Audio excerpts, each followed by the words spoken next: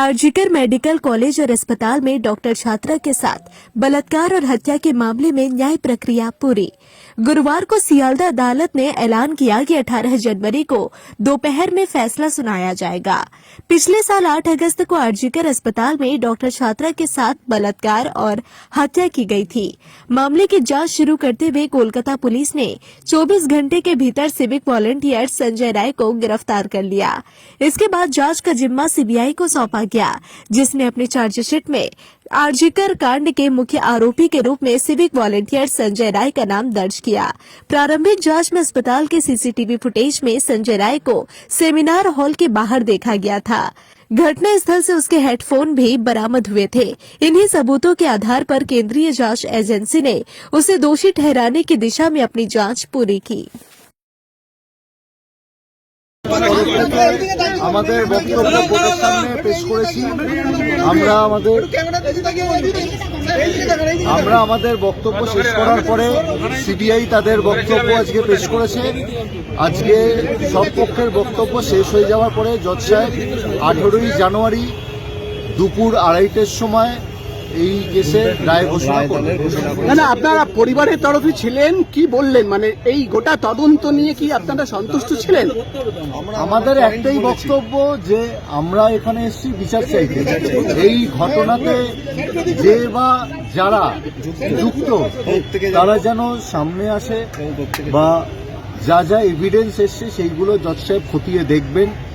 আমাদের বক্তব্য হচ্ছে যে বা যারা এই ঘটনার সঙ্গে যুক্ত তারা যেন সর্বোচ্চ সাজা পায়, এবং আমাদের আবেদন আমরা লিখিত আকারে সাহেবের কাছে জমা করেছিলাম। আজকে আমরা আমাদের বক্তব্য পেশ করেছি। এর আগে সিবিআই তাদের বক্তব্য বলেছিল, তারপরে ডিফেন্স তাদের বক্তব্য বলেছে। আমাদের বক্তব্য হয়ে যাওয়ার পর শেষ রিপ্লাই একটা সিবিআই দিয়েছেন। এখানে বলে রাখছি যে যেই চার্জশিট জমা হয়েছে তার একটা অংশ জমা হয়েছে, প্রিলিমিনারিটা জমা হয়েছে, এখনো সাপ্লিমেন্টারি জমা হয়নি, যেটা এখনো কোর্টেতে জমা পড়েনি, হয়তো আগামী দিনে জমা পড়বে, এবং তদন্ত পুরোপুরি শেষ হয়ে যায়নি, এখনো তদন্ত চলছে। আমরা আশা করছি তদন্ততে যদি অন্য বা যে বা যারা যদি যুক্ত হয়ে থাকে তারাও হয়তো সামনে আসবে, এবং আজকে আমরা এবং সিবিআইও যে আপাতত এই ঘটনার সঙ্গে এসে সঞ্জয় রায় তার সর্বোচ্চ সাজা দাবি করছে। দাদা, জুনিয়র ডাক্তাররা দাবি করছে যে সঞ্জয় রায়কে স্কেপগোট করা হলো, কি বলবেন? আমাদের বক্তব্যে আমরা যা বলেছি সেটা লার্নেড কোর্ট সেটাকে অ্যাপ্রিসিয়েট করে নোট ডাউন করেছেন। এবার বাকিটা জাজমেন্টে রিফ্লেক্ট। তদন্ত নিয়ে কি সন্তুষ্ট ছিলেন আপনারা? এই বিচার প্রক্রিয়া তো শেষ জায়গায় আমাদের বক্তব্য ছিল, আমরা সমস্ত বক্তব্যটা আমাদের রিটেন নোটস অফ আর্গুমেন্ট এবং তার পরবর্তীকালে কোর্টের থেকে লিভ চেয়ে নিয়ে আমরা ওরাল আর্গুমেন্ট যেটা আজকে করেছি সমস্তটা আমরা আমাদের। একটা কথা বলুন, সুপ্রিম কোর্টে তো পরিবারের তরফে একটা পিটিশন করা হয়েছে যে নতুন করে ভালোভাবে তদন্ত করা হোক। হাইকোর্টে একটা পিটিশন অলরেডি ফাইল করা হয়েছে, যেখানে একটা ফার্দার ইনভেস্টিগেশন চেয়েছে। এখানে বলে রাখি, ফার্দার ইনভেস্টিগেশন আর রি ইনভেস্টিগেশনের মধ্যে তফাৎ আছে। আমরা রি ইনভেস্টিগেশন বলতে প্রথম থেকে শুরু করা সেটা আমরা চাইনি।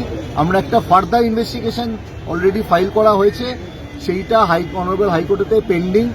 আমরা আমাদের যে বক্তব্য দিয়েছি সেখানেতে আমাদের যেই যা যা এভিডেন্স আপাতত এসছে সেই তার উপরে আমরা আমাদের নিজেদের বক্তব্য রেখেছি, এবং আগেই একটু বিচার পর্বের সময় এই যে ফার্দার ইনভেস্টিগেশনের কথা আপনারা বলেছেন যে হাইকোর্টে আপনারা একটা। হ্যাঁ, আমরা সাহেবের কাছে আমরা যে রিটেন সেট অফ আর্গুমেন্টস জমা করেছি তাতে আমরা যে ফার্দার ইনভেস্টিগেশন চেয়েছি সেইটা উল্লেখ আছে। এখানে আমাদের বলে রাখি, ইনভেস্টিগেশন কিন্তু শেষ হয়ে যায়নি, সেইটা এখনো কনক্লুডেড হয়নি। যতক্ষণ না সেই পার্টটাও জমা পড়ছে ততক্ষণ আমরা যেটা জিজ্ঞাসা করছেন সন্তুষ্টর উপর, সেই জায়গাটা এই মুহূর্তে বলতে পারবো না। কেন, কনক্লুসিভ চার্জশিট সাবমিট হওয়ার পর সেইটা প্রডিউস করার পর যদি আমরা দেখি যে কোনো কিছু বাদ গেছে বা কিছু, সেইখানটা আমাদের বলার জায়গা রয়েছে। যেহেতু পুরোপুরি চার্জশিট এখন সাবমিট হয়নি, তো আমাদের কিছু জায়গায় যে সেইটা আপনারা চার্জশিট এবং লার্জার কনস্পিরেসি এই যে দুটো পয়েন্টে আপনাদের বক্তব্য আজকে তুলে ধরলেন, সিবিআই তো তার রিপ্লাই জানিয়েছে, সেই রিপ্লাইটা জানিয়ে আপনারা কি খুশি? সেই সিবিআই রিপ্লাইতে আপনারা খুশি? সিবিআই এর বক্তব্য ছিল আজকে যেইটুকুনি এভিডেন্স এসছে আজকে, সেই এভিডেন্সে সঞ্জয় রায় যে ঘটনার সঙ্গে যুক্ত সেই তথ্যটা উঠে এসছে, এটাই হচ্ছে সিবিআই এর বক্তব্য। আমাদেরও একটাই বক্তব্য, আমরা তো স্পেসিফিক এই কেসটা কারোর এগেনস্টে স্পেসিফিক হয়নি, এটা আননোনের এগেনস্টে কমপ্লেন। আপাতত সঞ্জয় রায়কে আনা হয়েছে। আমাদের যেটা দাবি, যে বা যারা এর সঙ্গে যুক্ত সবাই যেন সর্বোচ্চ সাজা পায়। চার্জশিট জমা হয়নি, এখনো সাপ্লিমেন্টারি, সেইটার জন্য আমরা আশাবাদী হয়ে থাকবো। আরও কিছু তথ্য যদি বেরিয়ে আসে এবং যাতে আমরা বলতে পারি that this case has been prove beyond the reasonable doubt. Supplementary chargesheet পেশ করার আগেই রায়দানের দিন ঘোষণা হয়ে গেল, এটা কোথাও কি আপনাদেরকে মনে অবাক করছে? মানে এটা কি এই নজিরবিহীন ঘটনা? রায়দান মানে হচ্ছে এই কেসটা এখানে শেষ হয়ে গেল, এই কেসটা এখানে ইতি হয়ে গেল তা নয়। যেইটুকু তথ্য পাওয়া গেছে, যেই পার্টটাতে সঞ্জয় রায়ের উপর চার্জশিট রয়েছে, সেইটুকু পার্ট, সেইটুকু তথ্যর ওপর বেস করে সেই মানে আমাদের আর্গুমেন্ট ছিল, সেই ওপরে বেস করে এভিডেন্স হয়েছে এবং সেইটার উপর বেস করেই জজ সাহেব জাজমেন্ট দেবে। পরবর্তীকালে সাপ্লিমেন্টারি চার্জশিটে যদি বাকি কারুর নামে উঠে আসে, তাহলে তাদের আবার যেমন এই কেসেতে সাক্ষ্য গ্রহণ হয়েছে সেই সব। আপনার পুরো নামটা বলে দিন।